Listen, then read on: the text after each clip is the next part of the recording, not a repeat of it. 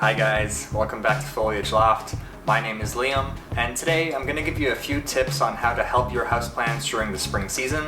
And I'm also going to show you some of the growth updates on some of my plants. Where I live in Canada, we actually just had a little bit of snow last week and we're expecting a little bit more snow next week. But for the most part, the temperatures have been above freezing and have been pretty warm overall, and we've had a lot of sunlight. And as the days get longer and our plants see more and more sunlight, they actually start to do some things. And as your plants finally start to do some things, that means that you have to start doing some things too. So I'm going to go over a few things that are going to help you with your plants at this time of year, and it really should help, especially if you're feeling overwhelmed or a little bit lost.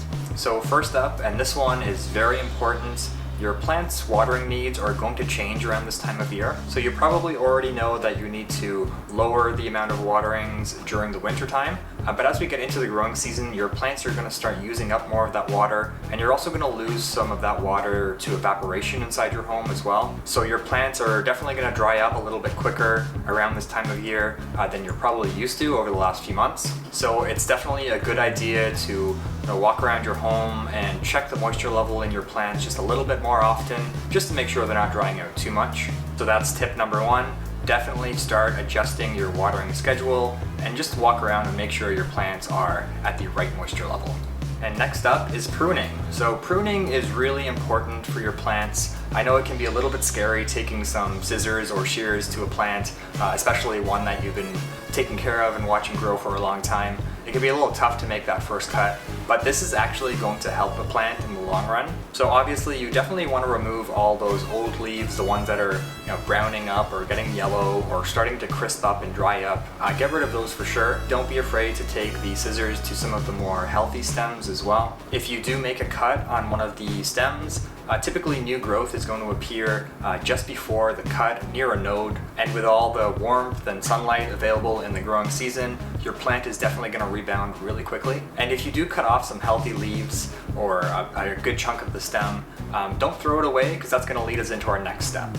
Spring is an excellent time of year to start some propagations or to clone your plants. So you can take some of those stems or leaves that you cut off and actually put them to good use. There are many different ways to propagate or clone your plants, and I'm not going to get super in depth here, but basically if you take some of those leaves and you put them in a glass of water or into a pot of soil, you can actually create a brand new plant from your cuttings. And this is an awesome way to expand your own collection, to potentially trade with other plant people, to give them as gifts to friends or family. And it's also a great way to have a little bit of insurance with your plants and kind of a backup plan for if something goes wrong. So that way, if your plant gets pests or is overwatered or underwatered, something goes wrong, you have something to fill that void. I am planning on doing some propagating myself this spring, so I will be making some videos about it, so make sure you stay tuned for that. And next up is fertilization. And I know this can be a pretty intimidating topic, especially if you're a beginner, but really it can be as complicated or as simple as you want it to be.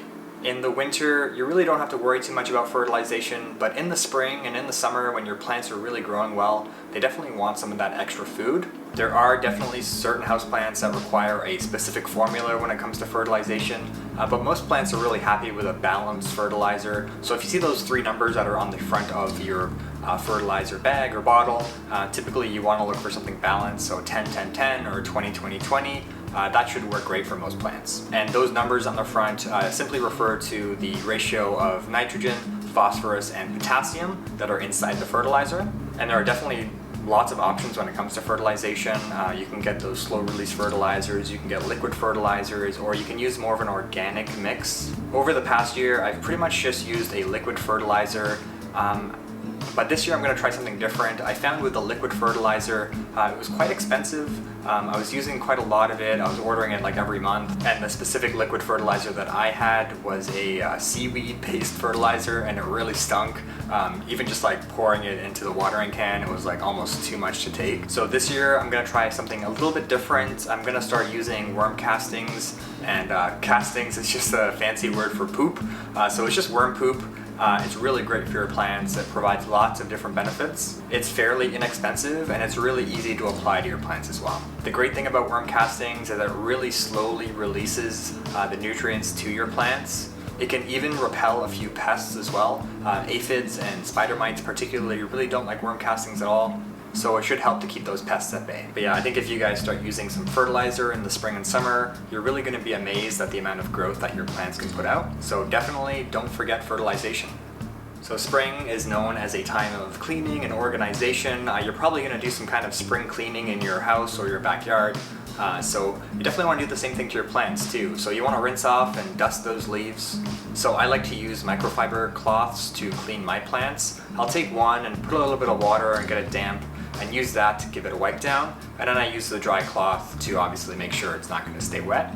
And I find these microfiber cloths are really good for this just because they're so soft and so gentle. And it's really important to clean off your leaves just because with all the dust that gets built up on them from obviously living inside with humans and pets, it's going to actually block the plant's ability to photosynthesize. So when you're cleaning off the dust, you're making sure that the plant is able to operate super efficiently. And obviously the more humans and the more pets you have in your house with your plants, the more often that you're going to have to do this. So you may find yourself dusting them off maybe like once a week or once a month. But if you live by yourself and your place is pretty clean, you can probably get away with doing it like once every 2 or 3 months. You can also use a bit of neem oil mixed with some water to clean off your plants too, and that's going to give it a little bit of extra shine on the leaves, and it's also going to be a great preventative for pests as well. And the final thing you may want to consider for your plants this spring is to repot them.